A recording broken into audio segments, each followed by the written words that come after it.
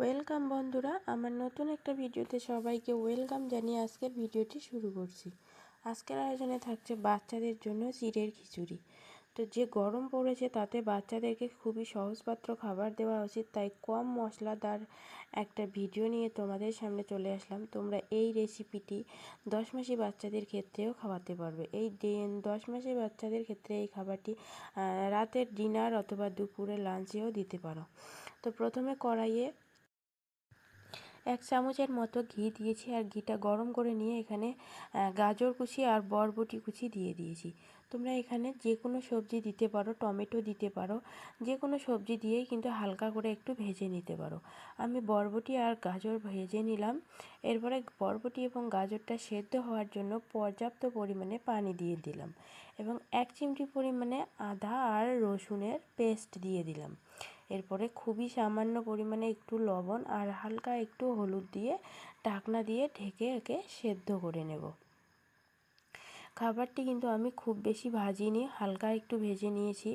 আর খাবারের মধ্যে আমি তেল ব্যবহার করিনি, ঘি দিয়েছি। তোমরা চাইলে এখানে বাটার দিতে পারো। যেহেতু প্রচণ্ড গরম পড়েছে, তাই এই গরমে বাচ্চাদেরকে হালকা খাবার দেওয়া উচিত। সেই কারণে আমি আজকে এখানে হালকা একটি খাবার তোমাদের সঙ্গে শেয়ার করছি।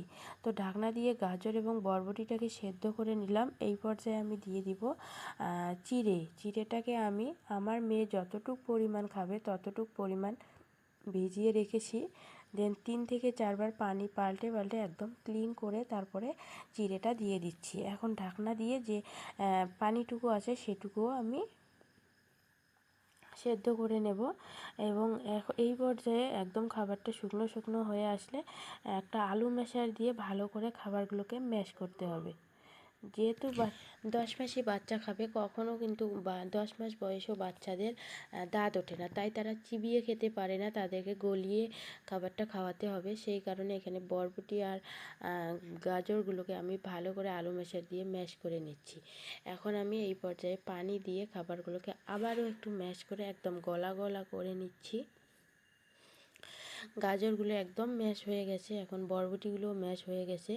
এখন আমি ঢাকনা দিয়ে আর একটু সেদ্ধ করে নেব। যেহেতু খাবারটা আমি একটু পানি দিয়েছি, তাই এই পানিটা একটু শুকিয়ে একটু পাতলা করে খাবারটা খাইয়ে দেব।